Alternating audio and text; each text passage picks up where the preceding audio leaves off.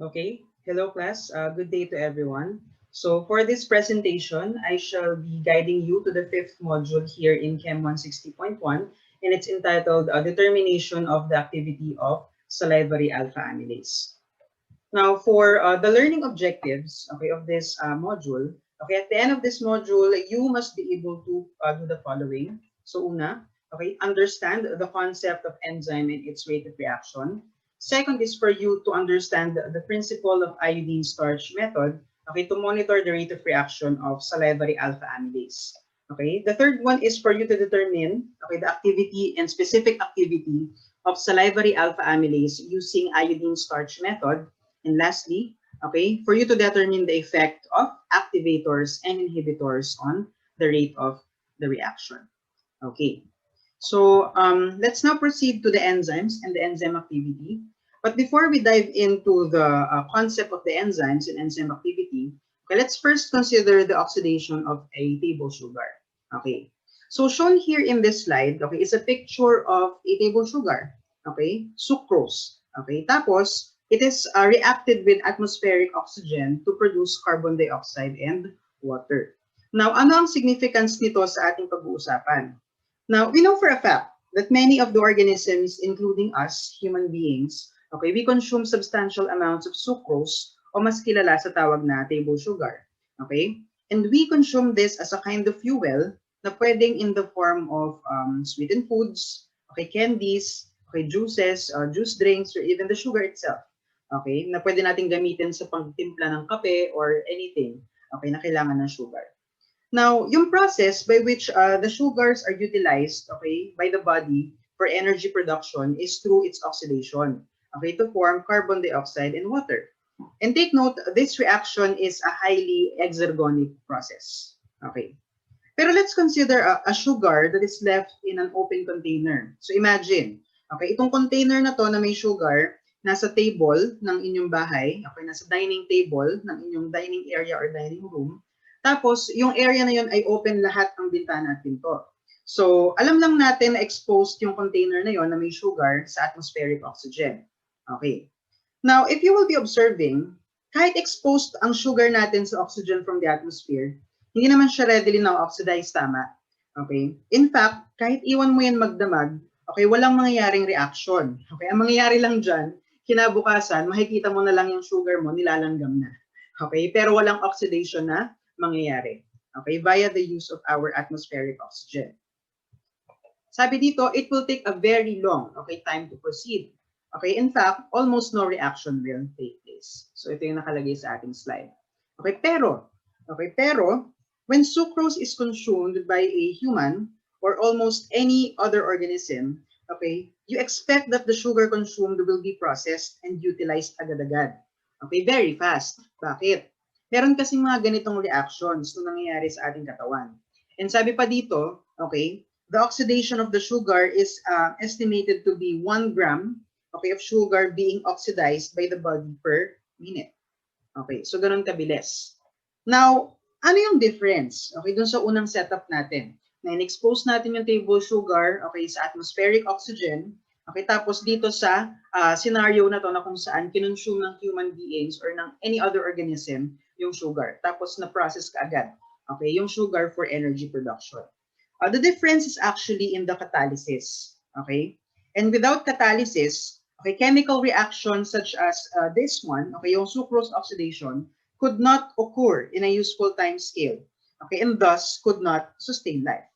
Okay, naalala ko yung sinabi sa akin ng professor ko before sa biochemistry na without catalysis, okay, in the body, it will actually take years, okay, before ma-process ng katawan mo yung breakfast na kinain mo just this morning.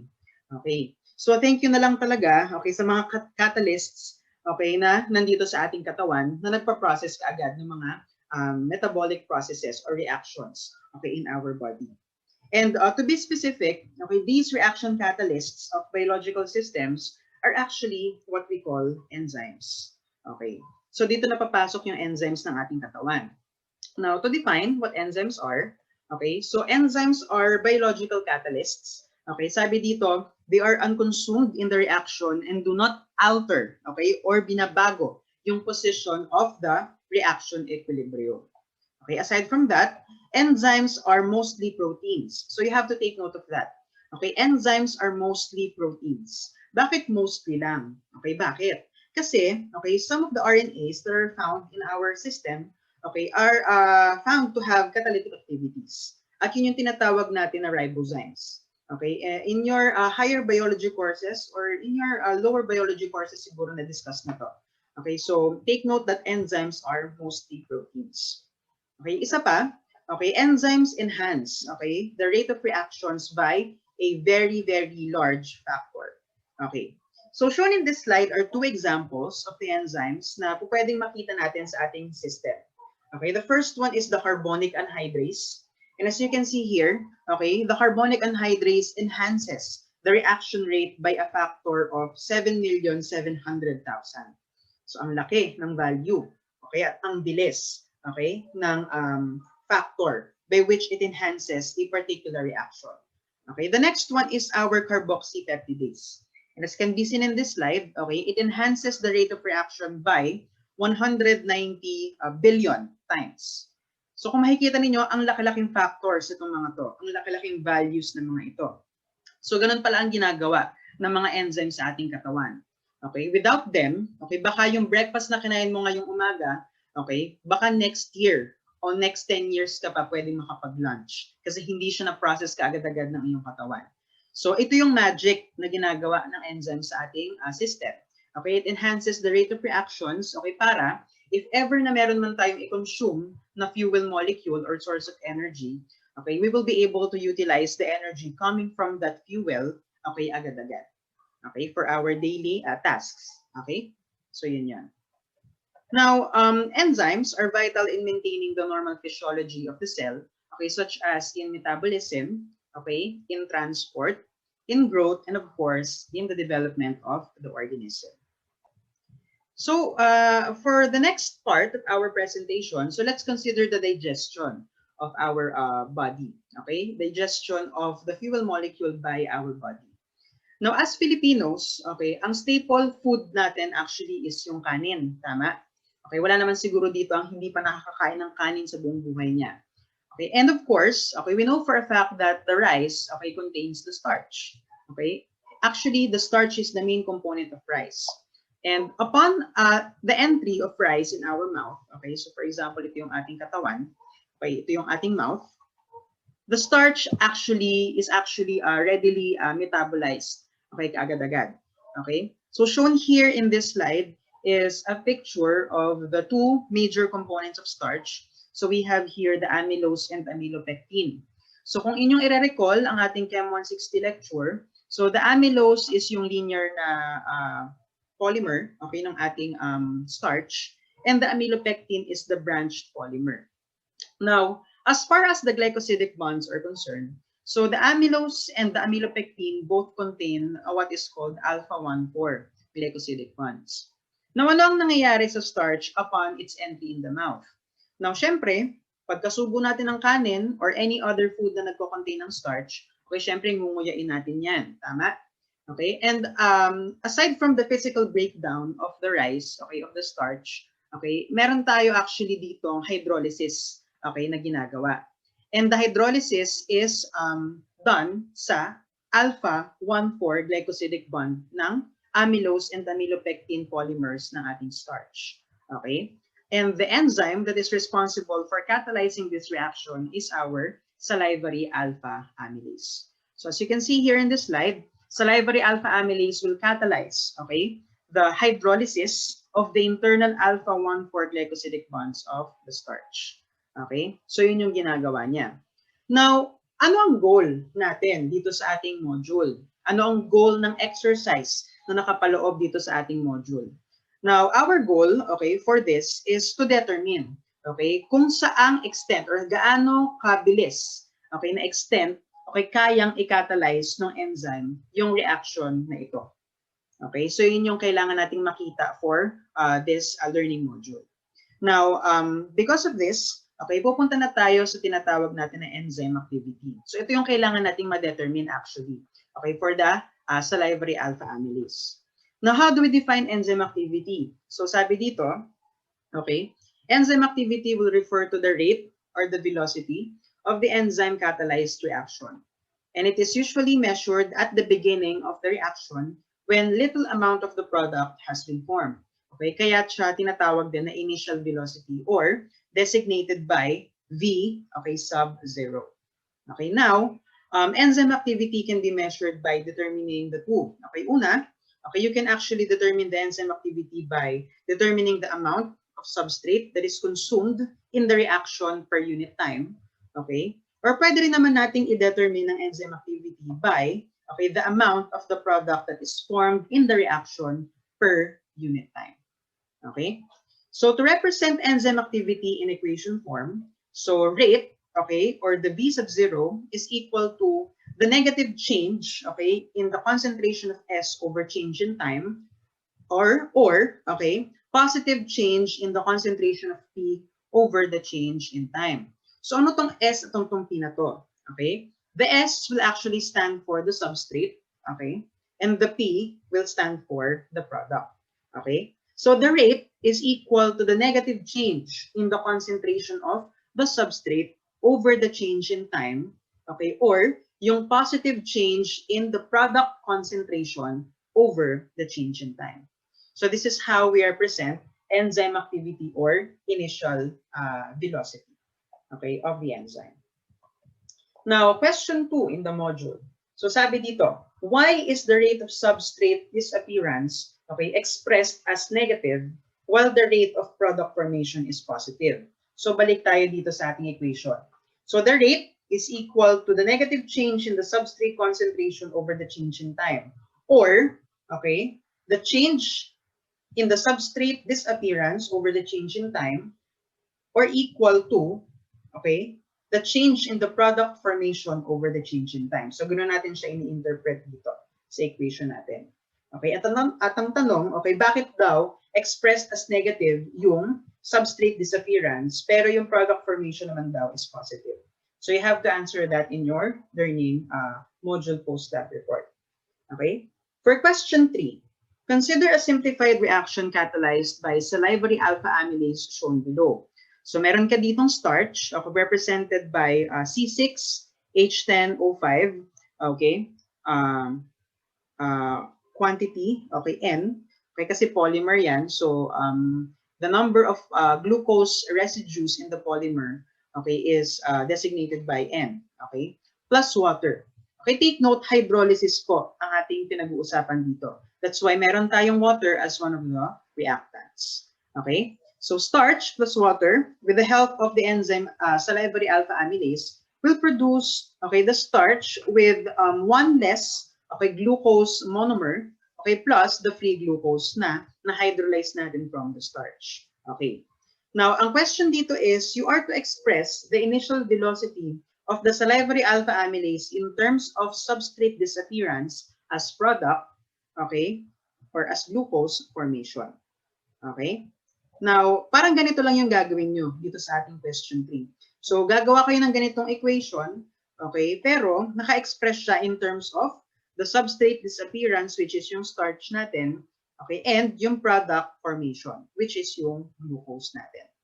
Okay, so yun yung gagawin nyo for question 3. So I hope clear so far ang ating gagawin. Now, let's consider the catalytic cycle, okay, na naka-present dito sa ating slide. Now, paano ba kinakatalyze ng isang enzyme ang isang reaction, okay, sa ating katawan? So, as you can see here in this figure, okay, the substrate will bind to the active site of the enzyme. Okay, so bali ito ay recall na lang ng inyong Chem 160, okay, about enzymes and enzyme kinetics. So again, the substrate will bind to the active site of the enzyme. So eventually, magpo-form ka dito ng enzyme substrate complex or ES complex. Now, as the reaction proceeds to completion, okay, the substrate or the reactant, okay, in simpler terms, is now converted to the product. Okay. Now, eventually, after this reaction has gone in time, okay, yung nakabind na sa ating enzyme is yung product na na-form, okay, from this reaction. So, meron tayong ngayong enzyme product complex. And eventually, kapag na-complete na natin yung reaction, so mag-unbind na po yung ating product na na-form, okay, doon sa ating enzyme. And kung mapapansin nyo dito sa ating illustration, okay, hindi nagbago ang conformation o yung property ng enzyme natin. Okay, which is nag-agree doon sa ating dinefine kanina about enzymes. So to represent this in equation form, so we have the following. So we have the substrate, okay, combining with the enzyme, so E plus S. Okay, this will eventually form the enzyme substrate complex or the ES, okay, nandito sa ating slide. Okay, tapos, as the reaction proceeds to completion, okay, the substrate will be converted now to the products. So eventually, ang magiging complex na natin is the enzyme product complex. So ang nakabind na sa ating enzyme ay yung product na na-form from that reaction. Okay, and eventually, okay, if tapos na ang reaction, so nakapag-form tayo ng products, so the product that is formed from the reaction will now unbind to our enzyme. That is why meron tayo ditong E plus P sa dulo ng ating equation. So this is how we represent the catalytic cycle, okay, of the enzyme, okay, involving the substrate and yung product na na-form from that reaction. Okay, now, in order for us to know, okay, yung progress ng isang reaction that is catalyzed by a particular enzyme, so meron tayo actually ginagawa sa laboratory na reaction progress plot. Okay, so anong itsura ng reaction progress plot natin? So ganito siya. So in this plot, okay, the x-axis will contain the time, okay, yung time of the reaction, okay, and then the y-axis will contain the concentration. Now kung makikita ninyo, meron tayo ditong dalawang curve, okay, for the graph. Okay, meron tayong red na curve and meron tayong blue na curve. So anong meron sa red na curve? Okay, the red curve will actually represent, okay, the progress, okay, for the product formation. So kung makikita ninyo, okay, as the reaction proceeds to completion or as you go with time, okay, the concentration of the product increases. Okay, as can be seen by the positive slope, okay, in this particular graph. Now, for the case of the substrate, okay, as you can see here, as the time proceeds or as the reaction proceeds to completion, the concentration of the substrate, okay, or the reactant, okay, decreases. So bakit kaya ganun ang behavior ng graph natin? So kailangan niyong i-analyze, okay, sa inyong report, okay, na isasubmit sa akin. Now, to determine the activity of the enzyme that is responsible for the catalysis of this particular reaction, we actually consider the linear portion of this graph. So kung makikita ninyo, meron ako ditong nilagay na broken line, okay, signifying na hanggang dito lang natin pwedeng i-determine yung activity ng enzyme, okay, involved in this reaction. So ito actually yung gagawin natin, okay, for this module. Now, ang difference lang is, okay, kung hindi kayo gagamit ng Excel, okay, to determine the activity of the enzyme, pwede naman natin gamitin ang ating mga scientific calculators, which is mamaya ituturo ko sa inyo kung paano. Okay? So this is for our reaction progress plot. Now, let's consider the fourth question in our learning module. So sabi dito, consider the hypothetical reaction plot of salivary alpha amylase shown below. Okay, so ito yung graph na pinapresent dito sa question na to. Now, for letter A, okay, determine whether the plot describes the substrate disappearance or product formation. Oh, dito pa lang sa tanong na to, masasagot nyo na kaagad. Kasi kanina, meron akong mga in-explain at pinresent na graph. Okay, so masasagot nyo na to kaagad-agad. Okay, and using the equation 5.2, okay, yung kaninang ipinakita kong equation, okay, you express now the rate of the reaction described by the plot. Okay, take note, okay, this is the reaction plot of salivary alpha amylase. So kailangan sa pag-express nyo ng rate of reaction, dapat ay identified na salivary alpha amylase yung kino-consider natin, okay, for that particular equation. Okay? For letter B, based on the plot, okay, you are to determine the time interval at which the rate of reaction must be measured.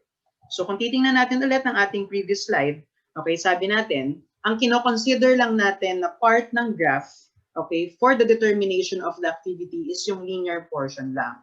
Okay, as signified by the broken line that is drawn, okay, through the curves in this graph. So yun yung kailangan yung i-determine dito sa question 4. Okay, very easy. Kasi nasabi na natin kung paano siya gagawin. Alright, let's now go to the methodology. So hindi na natin patatagalin to. Okay, madali lang naman actually ang gagawin nyo, okay, for module 5. Kasi you're already given the data, okay, i-interpret nyo na lang yung data, At meron lang kayong ipe-perform ng mga necessary calculations para ma-prove nyo na tama yung data na pine-present ng Learning Module 5. Okay? So, punta na tayo sa ating procedure. So, yung unang part ng methodology natin is actually the standard curve calibration. Okay? So, dito, magko-construct tayo ng calibration curve, okay, for the determination of the activity of our salivary alpha amylase. Now, ano yung method na gagamitin natin, okay, for this part of the experiment? So, we are actually going to use the iodine-starch reaction, okay, and this will be used to measure the rate of the reaction of the salivary alpha amylase. So, anong meron, okay, sa iodine-starch reaction? So, gumagamit tayo dito ng indicator. And the indicator, okay, is our iodine. Okay, kaya nga siya iodine-starch reaction. Okay, tapos, yung solution of iodine in potassium iodide, okay, will now complex with the starch, okay, in our sample, forming a dark blue solution. Okay, so yun yung nangyayari. So meron tayong indicator, which is iodine, tapos meron tayong sample na nagko-contain ng starch. Now, the starch in our sample will complex with the iodine, okay, in our solution para makapag-form ka daw ng dark blue na solution. Now, upon the formation of the dark blue solutions in our standards, okay, so once alpha amylase or salivary alpha amylase is introduced in the solution, so it is expected na, okay, yung dark blue coloration will decrease. Okay? Bakit? Kasi yung starch ay continuously hinahydrolyze ng ating enzyme. Kasi di ba kung babalikan natin yung concept na pinag-usapan natin kanina lang, okay, so the purpose of the salivary alpha amylase is to hydrolyze now. Okay, the starch, particularly its internal alpha-1 for glycosidic bond. Now, as the hydrolysis reaction proceeds to completion, so eventually, ma-hydrolyze natin si starch, ma-free natin yung monomeric units niya, which is our glucose. So, syempre, okay, it just goes to show na yung starch concentration natin ay bababa. Okay.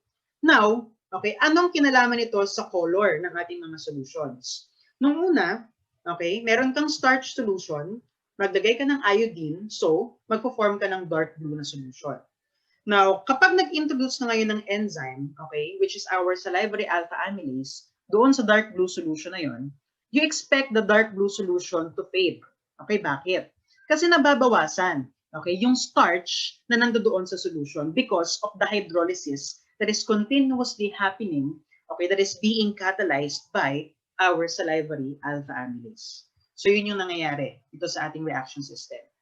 Okay? At yun yung ating i-determine, okay, for the experiment. Now, dun sa inyong learning module, merong naka-present doon na figure. Now, baka ma-confuse kayo kasi mukhang mali ang labeling, okay, nung figure doon sa ating learning module. So, stress ko lang na itong white, okay, dito sa left side, okay, itong white solution na nandito sa test tube, this is the solution containing the starch only. Okay, take note, starch lang ang laman niyan. Pero, dun sa bandang kanan ng ating figure, okay, yung dark blue solution na nasa test tube, ito na actually yung solution that contains the starch, okay, na merong iodine. Okay, kasi di ba sabi natin kanina, okay, kapag nag-introduce ka ng iodine doon sa starch, okay, the iodine will bind to the starch forming a dark blue solution. So, it will just make sense, okay, kung ito yung i-consider natin. Okay, na solution that contains the starch with the iodine complex in it. Okay? Kasi baka ma-confuse kayo, okay, sa ating learning module. Okay? Now, for the fifth question in our learning module, so the stock solution of starch is prepared by dissolving a certain amount of starch. Okay? So, nakabigay na dito class yung molar mass ng ating starch. So, it is equal to 342.30 grams per mole. In 100 ml of 50 millimolar phosphate buffer ng pH ay 6.7, generating a 2.92 micromoles per ml of starch solution. So ito na basically yung solution natin, okay, yung stock solution natin. At ang concentration daw ng ating stock solution ay 2.92 micromoles per ml. Now, ang task nyo for question 5 is to compute, okay, the amount of starch in grams that is required to prepare the stock solution. So, very easy na lang to class. Bakit? Ang guide ko sa inyo class is, di ba alam nyo na, yung concentration. So it is 2.92 micromoles per ml. Okay. You simply multiply it by the total volume of the stock solution. So kapag na-multiply mo na siya sa total volume, you will now get the micromoles of our starch. Okay? Tapos, since meron ka ng value for the micromoles of starch, okay, you can readily convert it now to the number of moles. Okay? Take note, ang conversion factor na gagamitin nyo dito is 1 mole is equal to 1 times 10 to the 6th or 1 million micromoles. Okay? Upon using that conversion factor, you'll be able to arrive at the value for the number of moles of starch. Now, anong gagawin natin to get the mass or the grams required? Okay? You simply multiply it now by the molar mass of starch. So, yun yung magiging solution ninyo for question 5. O, see? So, let's now proceed to the next slide. So, para mas magets ninyo kung paano pine-prepare ang mga bagay-bagay, kasi baka ma-overwhelm kayo habang binabasa nyo yung module. So, I decided na gumawa ng schematic diagram para mas madali nyo makita yung process. Okay? So, for the preparation of the stock starch solution, okay, so nabanggit na natin kanina, okay? Now, ang ginagawa natin dito ngayon is yung standard curve calibration. So, ang unang-unang gagawin natin is to prepare the standards, okay, para makapag-construct tayo ng standard curve or ng calibration curve. So, we start from the 2.92 micromoles per ml of stock starch solution. So, ang gagawin nyo is magpe-prepare ka ngayon ng standard solutions. Take note na ang total volume per standard solution, okay, per standard solution ay 2 ml. Okay? So, take note of that.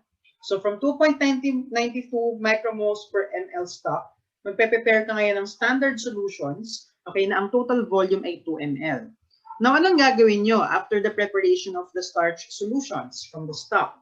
So, lalagyan nyo siya ngayon ng I2KI solution. Okay? So, to give an idea, okay, or the visual representation on how this is prepared, so in this side of the slide, so meron kang 10 grams of Ki or potassium iodide. So, ang gagawin mo is, maglalagay ka ngayon ng 250 ml of distilled water na may lamang 5 grams of iodine. So, ipag-mix mo yung mga yan. Okay? Upon mixing and dissolving the solids, okay, to form the solution, so voila, okay, meron ka ng I2KI solution. So, this will now be used for the preparation of our standard solutions. So, ang gagawin mo, okay, you will obtain 1 drop of the I2KI solution na pinrepare, and then you're going to add it to our standard solutions na pinrepare from the stock. Okay? So, upon adding 1 drop of the I2KI solution to the prepared standard solutions, you're expected to see, okay, a blue coloration, okay, na mangyayari. Kasi, yung ating I2 or yung ating iodine dito ay magbabind na or magko-complex na with the starch na nandoon sa ating mga standard solutions. That is why you have to be able to notice na merong blue color na ma-form after. Okay? So after nating ma-form yung mga standard solutions, okay, you're going to read the absorbance of these solutions at 620 nanometers using a double beam spectrophotometer. Okay? So basically, you are going to apply the concept of spectrophotometry, okay, in analyzing the solutions presented here in our learning module. Okay? So yun basically ang gagawin natin for the standard curve calibration. Now, after nating makapag-generate ng mga standard solutions at na-read na natin yung absorbance nila sa ating spectro, okay, you're expected to obtain, okay, the following absorbance values. So table 5.1 will contain the absorbance of standard starch solutions, okay, at 620 nanometers. So kung makikita ninyo, meron tayong 7 test tubes. So basically, 7 na standard solutions na pinrepare. Okay? At naka-indicate din sa table na to yung volume ng stock solution na ginamit natin, okay, to prepare these standards. Okay? And as you can see, at the extreme right column of our table 5.1, nandito yung absorbance values natin for each of the standard starch solutions. Now, ano ang inyong gagawin? You are going to complete this table. Okay, sabi sa question 8, complete table 5.1, okay, by computing the amount of starch, okay, in each of these standard solutions. So you're going to complete the table by computing this one. Okay, itong nandito sa column na blanco. Okay, you're going to compute the amount of starch okay, na meron doon sa ating mga standard solutions. So, madali lang naman ang inyong gagawin actually. Okay, ang gagawin nyo lang naman is to multiply the concentration of the stock solution na ginamit nyo, okay, by the volume that is used, okay, to prepare each of the standards. So, for example, okay, you have here this test tube number 2, okay, para ma-compute ninyo yung concentration, okay, or yung amount ng starch, okay, in micromoles, you simply multiply the concentration of the stock solution, which is 2.92 micromoles per ml, by 0.10 ml. Okay, so yung volume na ginamit, okay, para ma-prepare tong standard solution na ito. Okay, and upon getting, okay, edi tapos ang laban. Okay, ilalagay mo lang siya dito para ma-compute niyo yung inyong table 5.1. Okay, so yun yung gagawin niyo for this question. At kailangan, in your post-lab report, naka-present siya. Okay, yung completed table 5.1. So, kailangan nyo siyang i-present sa inyong post-lab report. And take note, okay, you have to have a sample calculation for this one. Okay, so kahit isang datum representative lang. Okay, so pili lang kayo sa kung anong test tube yung gusto nyong gamitin for the sample calculation. Tapos yun na. Okay, yun na yung inyong magiging sample calculation for this part.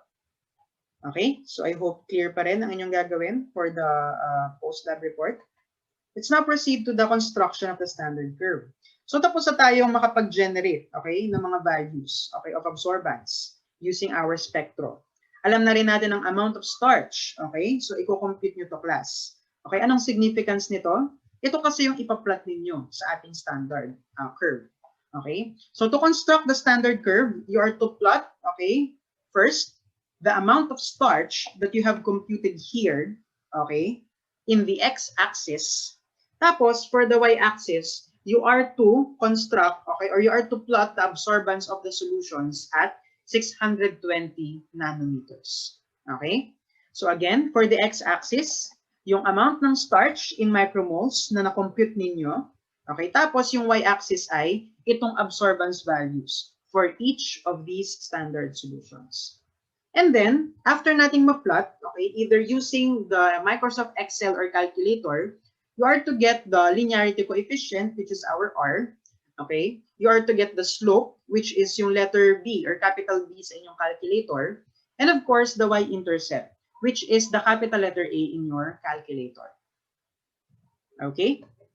And you're expected to write, okay, the equation of the line, okay, which is y is equal to mx plus b. Okay, so ito yung form of the equation of the line. So, basically, okay, sa inyong post-lab report, kailangan makita ko itong equation of the line na ito. Okay, wherein your absorbance is equal to the slope, okay, yung value ng slope in micromoles times -1, okay, raised to -1. Okay, bakit micromoles raised to -1 yan? Kasi class, di ba, ang ating slope ay rise over run. Okay, so y over x. Ano ba ang unit natin for the y? Hindi ba wala naman? Okay? Pero yung unit natin for the x values ay micromole. So rise over run, so 1 for the y over the micromole. So 1 over micromole siya. Okay? So para sa ibang representation, so 1 over micromole is just equal to micromole raised to the -1. Okay? So yun lang naman. Times the x, okay, the x value, which is the amount of starch, okay, in micromoles, plus b, which is our y-intercept. So ito dapat ay makita ko, okay, sa inyong post-lab report. Now, using the data presented in table 5.1, okay, you are actually to generate the linear equation, and this is actually equal to this one. Okay. So kung mapapansin nyo, ibinigay na sa learning module yung equation of the line na dapat na ma-generate ninyo out of the data. Okay? Ang gagawin nyo na lang dito, class, is ipoprove ninyo, okay, na ito nga, yung dapat na ma-generate nating equation of the line after computing the amount of starch in micromoles and then plotting the values in the graph. Okay? So, you are to expect the R value to have a value equal to 9.999997895 times 10 raised to the -1. Okay, so dapat ma-prove din nyo na ito nga yung magiging R natin, okay, for this particular graph. Okay, so yun lang naman. Now, this equation, okay, will be used to determine the amount of the remaining starch that is present in the samples in part B. Okay, you have to take note of that.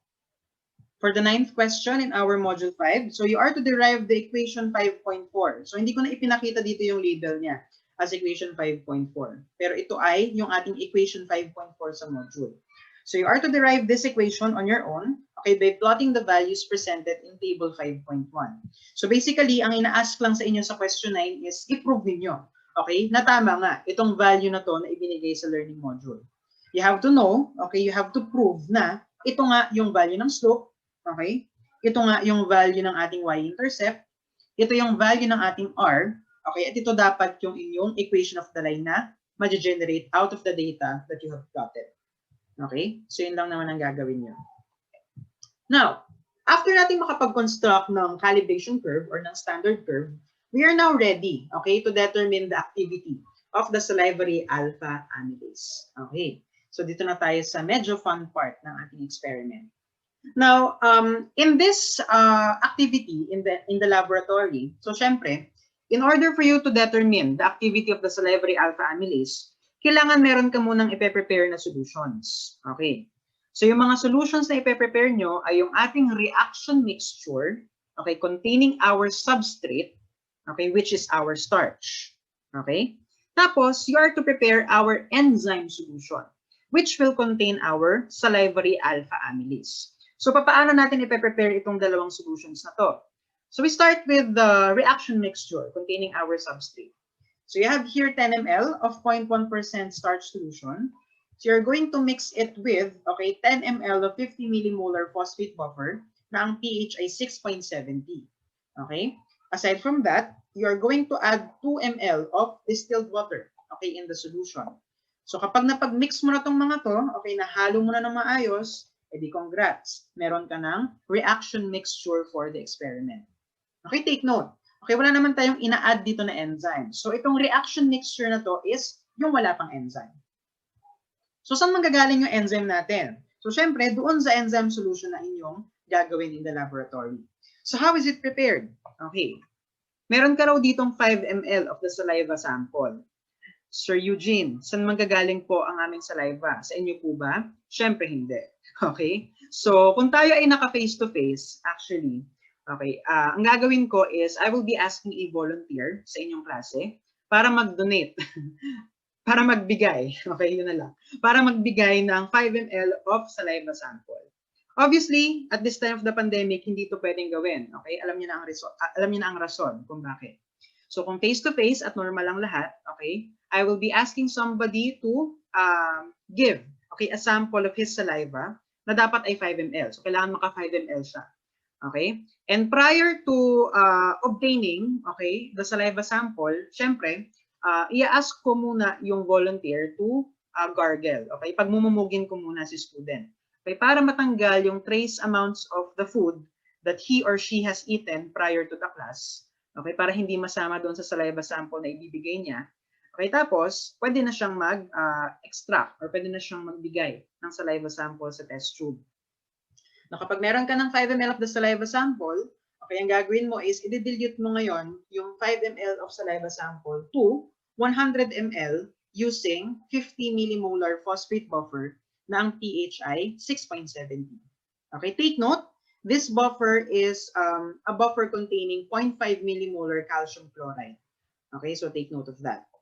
Now, after natin ipag-mix to, okay, so meron kang resulting mixture na kailangan mo i-centrifuge pa rin kasi you are not sure if ang laman lang ba ng ating resulting mixture ay yung saliva sample lang talaga. Okay? O yung mismong salivary alpha amylase lang. So in order to isolate our enzyme, okay, from this particular mixture, kailangan natin siyang i-centrifuge. Okay? So upon centrifugation, you should obtain the residue na i-discard lang naman natin. Okay? And the supernatant which will be our enzyme solution. Okay? So itong supernatant na to, ito yung gagamitin natin as the enzyme solution. Tapos ito yung ipaghahalo natin, okay, with the reaction mixture that we have prepared previously. Okay? So ganito siya gagawin. Now, okay, question 10. In our procedure, meron tayong calcium chloride na hinalo doon sa ating phosphate buffer for the enzyme mixture. Now, ang question is, what is the role, okay, of our calcium chloride in preparing the enzyme solution? So, kailangan masagot nyo siya sa inyong post-tab report. Okay? Now, tapos na ang ating preparations. So, after preparing the necessary components of the reaction mixture, okay, 0.50 ml of the enzyme solution is introduced in the reaction mixture. So, meron tayong reaction mixture kanina, di ba? So, ang gagawin nyo, okay, kukuha kayo ngayon dito ng 0.50 ml sa ating enzyme solution, tapos ihahalo nyo siya dito sa reaction mixture na ginawa natin. Okay? So, after this, after mixing thoroughly, okay, 1 ml of the aliquot is collected from the reaction mixture every 30 seconds and immediately diluted with 1 ml of distilled water. So, in this particular procedure in the laboratory, okay, group effort siya actually. Kasi, merong magmi-mix ng ating reaction mixture, merong magko-collect ng 1 ml na aliquot, okay, na ita-transfer sa panibagong container. Tapos, may isang magdi-dilute, okay, ng ating aliquot, okay, from the reaction mixture. Now, take note, ang ginamit na term dito, class, ay immediately diluted with, okay, 1 ml of distilled water. So, as far as the total volume of the solution is concerned, so meron kang 1 ml of the aliquot na kinulek, i-dilute mo with, okay, 1 ml of distilled water. So, ano ngayon yung ating final volume, okay, for this mixture? Okay, so 1 ml of aliquot plus 1 ml of distilled water. Okay? Hindi naman ginamit yung diluted to 1 ml. Tama? Kasi kapag diluted to ang ginamit, edi dapat 1 ml yung total volume. Pero for this case, ang nasa procedure ay diluted with, okay, 1 ml of distilled water. Why am I stressing this out? Okay? What am I driving at in here? Okay? Actually, kailangan maging familiar kayo sa mga terms na ginagamit sa procedure. Okay? Kasi, di ba, meron kayong mga dilution factors na minumultiply for the mixtures. So, kailangan na-understand ninyo or naintindihan ninyo yung method of preparation, okay, for the standard solutions or for the samples themselves. Okay? Kasi kapag hindi, okay, mamamali kayo ng interpretation ng procedure, so baka mali ang magamit ninyo na dilution factor eventually kapag kayo ay nagko-complete na. Okay? So, yun lang naman ang dahilan kung bakit siya sinistress out ni Sir Eugene. Okay? So, after this procedure, so right after dilution, the resulting solution is placed in a boiling water bath for 2 minutes, okay, to terminate or para tapusin yung reaction that is catalyzed by our enzyme, which is our salivary alpha amylase. Question 11. How does placing the solution in a boiling water bath terminate the hydrolysis reaction mediated by the salivary alpha amylase? So, hindi ko na i-explain kasi kailangan nyo siyang sagutin sa inyong post-lab report. Okay? So, each diluted aliquot was added with, okay, 1 drop of I2KI solution. So, you expect, class, okay, na may ma-form na blue na solution or wala. Okay? Depende na lang doon sa ating standard solution na kino-consider. Okay? So, take note of that. Now, similar to the standard starch solution, okay, the absorbance of each resulting solution was red at 620 nanometers. Bakit meron pa tayong ma-read na absorbance? Okay, take note, class. Okay, nagko-collect tayo ng sample for every 30 seconds. Okay, in the mixture. Now, sa mga early times, okay, na nagko-collect tayo, you expect na meron pang starch na meron. Okay, doon sa ating sample or doon sa ating mixture. Kasi, hindi pa naman fully, okay, na-hydrolyze ng ating enzyme yung buong starch na doon. Okay, so you expect na meron pa ring blue, okay, color na ma-form kasi meron pang starch na natitira, okay, initially in our reaction. Okay? So yun lang naman ang ibig sabihin nito.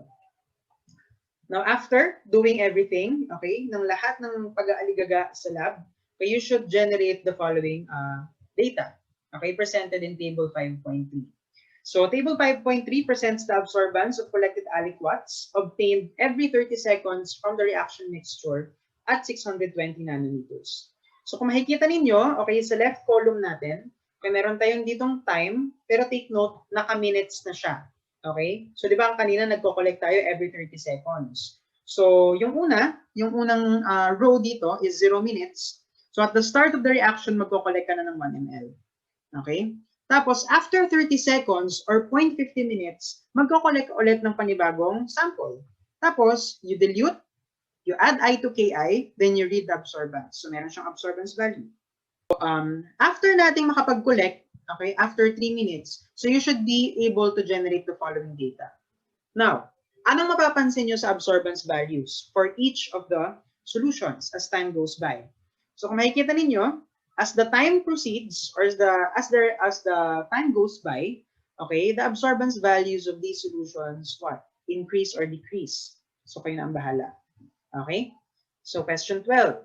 If the color of the reaction mixture mixed with I2Ki solution at 0.00 minutes of hydrolysis is compared with that of the 3 minutes of hydrolysis, which solution do you think produces a more distinct dark blue solution?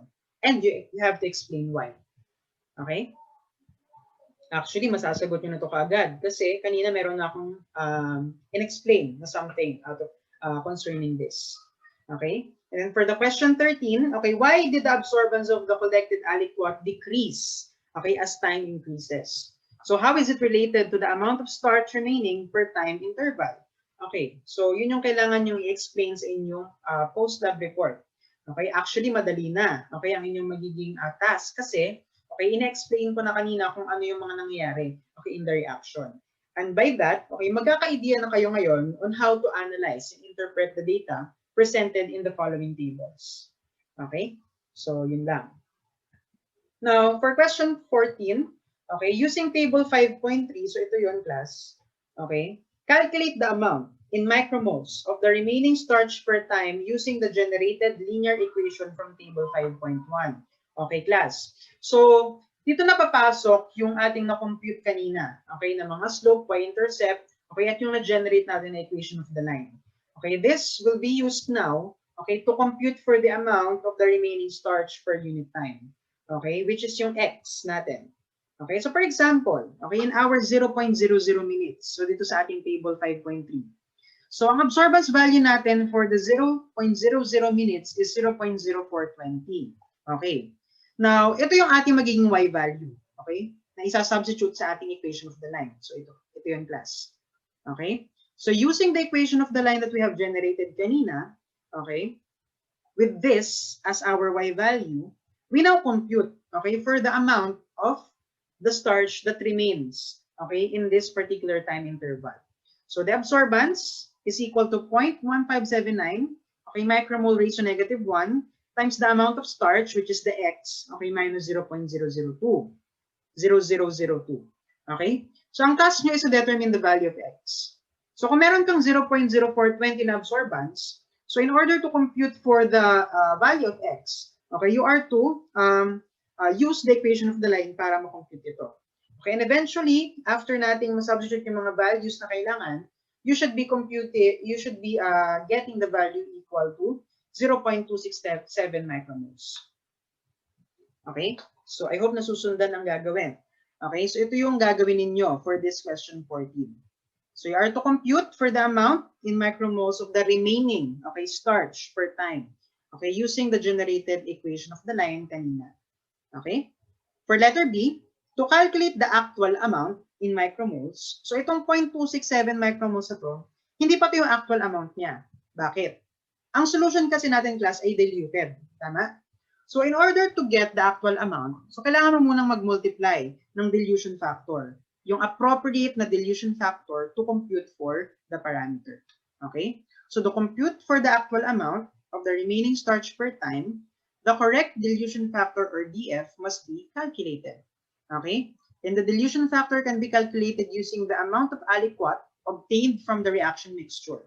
Okay? So class, ito na yung sinasabi ko kanina sa inyo. Okay? Kailangan alam ninyo or naintindihan ninyo yung method of preparation.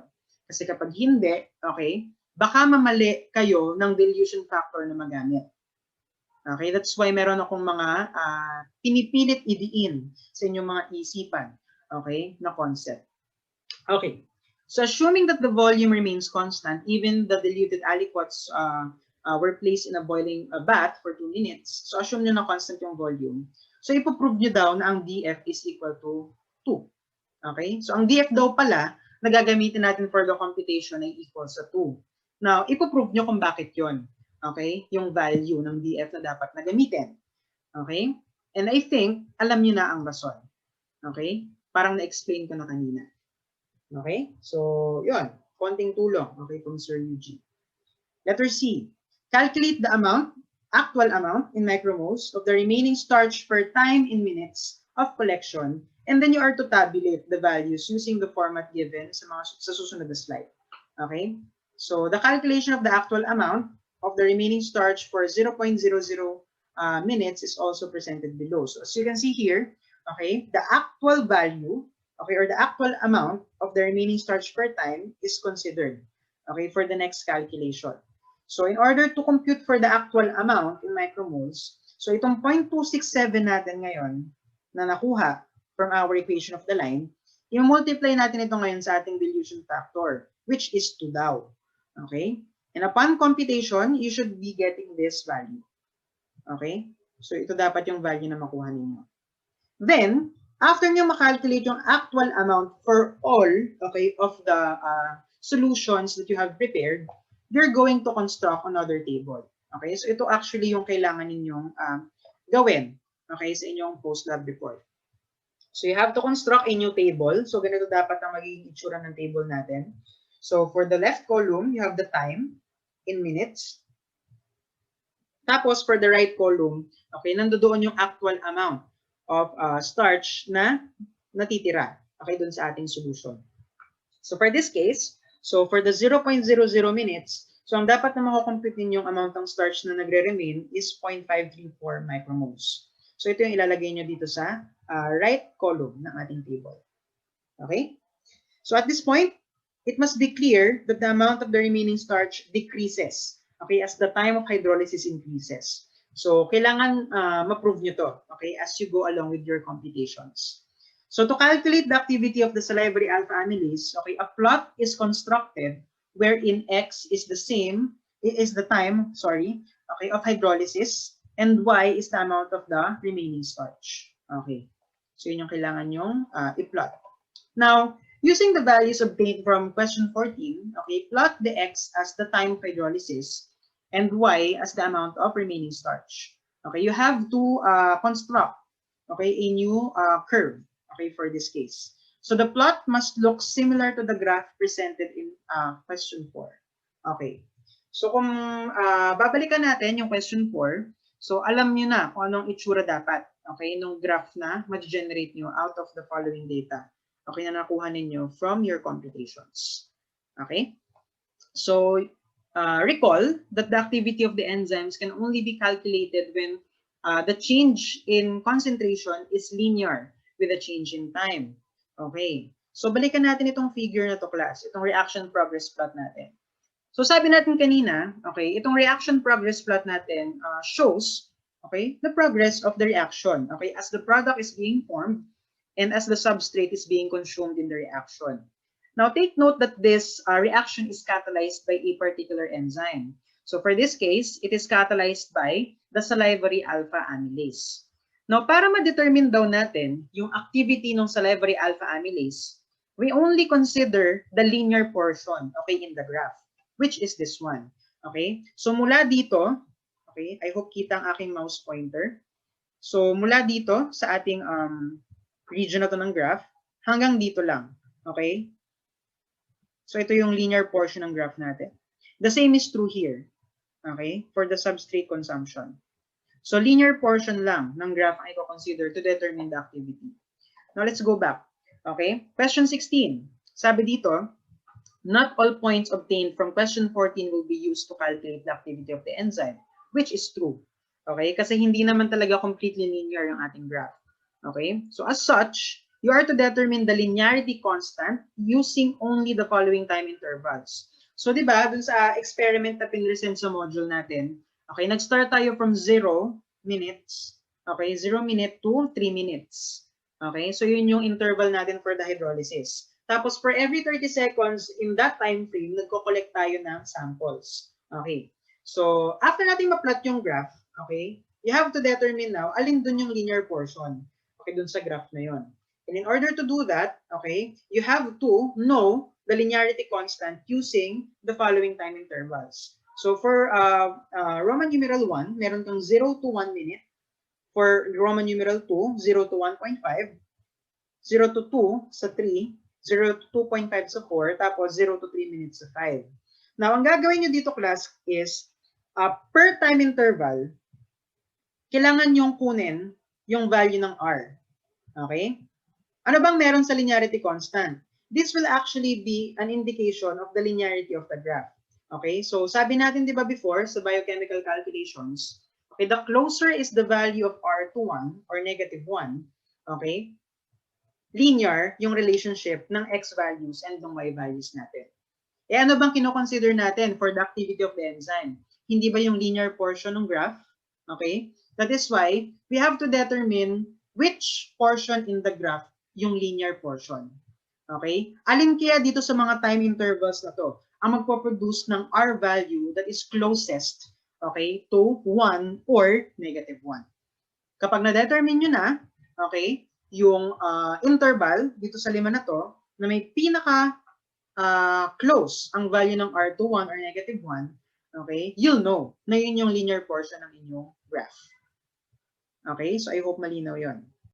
Okay, so at this point, it is important to determine which time interval has the most number of points and the most linear. Okay, so pag sinabing most linear, yung absolute value ng R is closest to 1. Okay, and using the R values calculated in question number 16, okay, this time interval must be 0.00 minute to 1.5 minutes. Okay, and using this time interval, okay, the linear equation generated must be in the form, okay, this one. Okay, so ito yung ating magiging equation of the line, and this will be used for the next calculations. Okay, so this is starch actual concentration in micromole is equal to negative 0.144 micromole per minute, okay, times T, okay, plus 0.534 micromole. Okay, so ito yung magiging equation of the line natin. And as you can see, meron siyang slope na equal sa negative 0.144 micromole per minute. Okay, and because of this, the activity of the alpha amylase now is equal to negative 0.144 micromole per minute, or U. Okay, take note, okay, it is negative in value because we are monitoring the rate of the reactant consumption, okay, rather than the product formation. Okay, kaya negative yung ating magiging slope. Okay, ayan. Next, let's now go to the specific activity. So specific activity is defined as the activity of an enzyme per milligram of the protein. And this can be related to the extent of purity of an enzyme.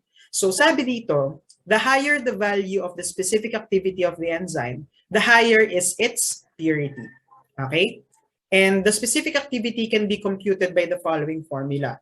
So you have the absolute value of the enzyme activity all over the mass of the protein or of the enzyme. And the unit, okay, that we are going to use to express specific activity is in U per milligram. Okay?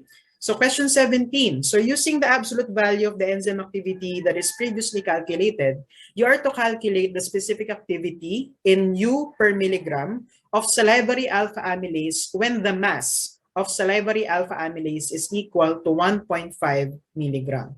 Okay, so very easy. Direct substitution na lang sa formula ang inyong gagawin. Okay? Next, punta na tayo sa effect of activators and inhibitors on enzyme activity. So sabi dito, the presence of some substances can affect the activity of enzymes. So when we have an activator, okay, it actually increases the catalytic activity of enzymes. So from the name itself, it activates, okay, the enzymes by increasing its catalytic activity. On the other hand, pag meron naman tayong inhibitors, they decrease, okay, the catalytic activity of the enzymes. So, kabaligtaran, okay, ng ginagawa ng mga activators. Now, to determine whether certain substances affect the activity of salivary alpha amylase, okay, the same reaction mixture prepared in part B was used, okay? But this time, meron tayong i-add na dalawang substances. Okay, we have the urea and we have the sodium chloride.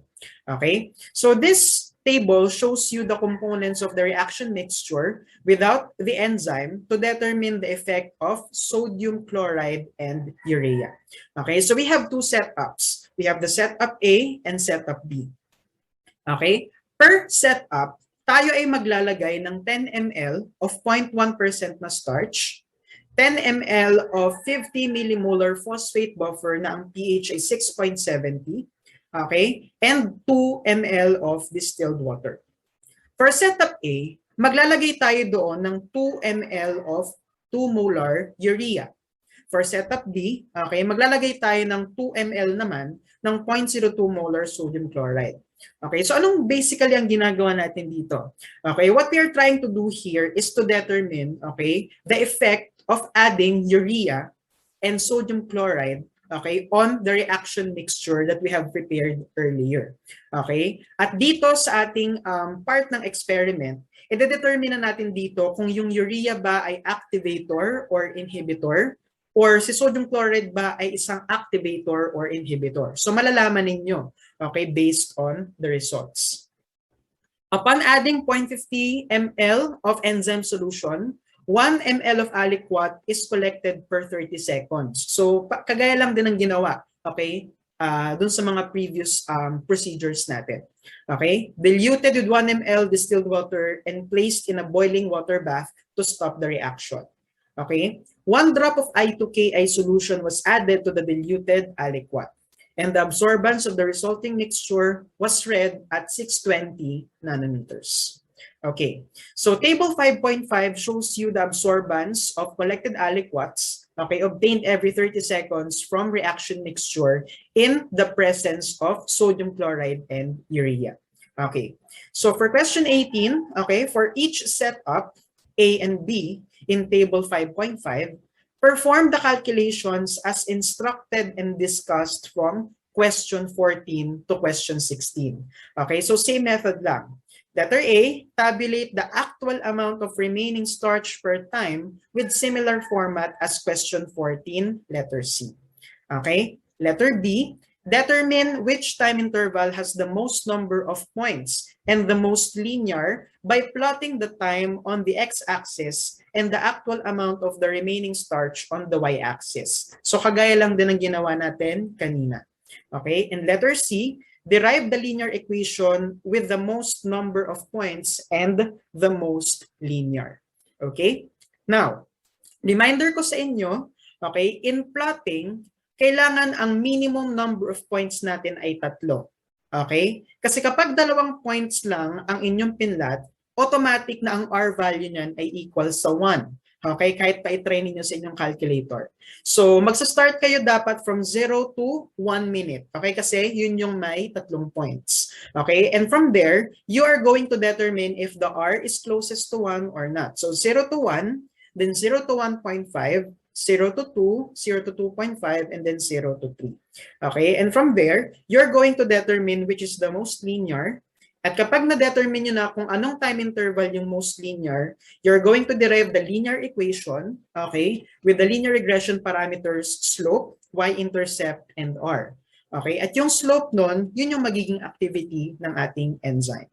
Okay, so I hope malinaw yun sa atin. At this point, there must be 2 linear equations kasi meron kang 2 setup. Okay? And for question 19, for setups A and B, letter A, determine the activity of salivary alpha amylase and calculate the specific activity of the salivary alpha amylase when the mass of the enzyme is 1.50 milligram in the presence of urea. Letter B, what is the effect of urea and NaCl in the activity of the salivary alpha amylase? Compare the values obtained from the activity of this enzyme without the presence of any inhibitors or activators. Okay, so i-compare ninyo kung ano ba yung resulting activity ng enzyme nung naglagay tayo ng urea and sodium chloride. Letter C, is urea an activator or an inhibitor? How about sodium chloride? Letter D, what is the mechanism, okay, of the effect of urea and NaCl in the activity of salivary alpha amylase? So ito yung kailangan yung sagutin sa inyong gagawing output.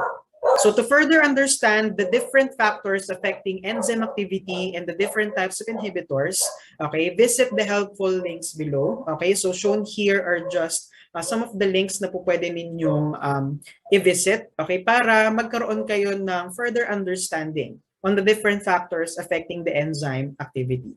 Okay, so take note some important points by answering the questions in question 20.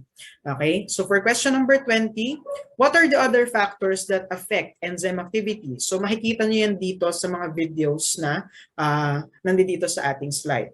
Letter B, how does competitive, non-competitive inhibitors affect, okay, enzyme activity? Okay, so this ends our discussion for this particular module. So I hope kahit paano ay naging malinaw sa inyo kung paano sasagutan, okay, yung mga questions sa inyong gagawing report. Okay, so if meron pang mga clarifications or concerns, do not hesitate to message me, okay, in all of my communication lines. Okay, so may you have a productive day ahead.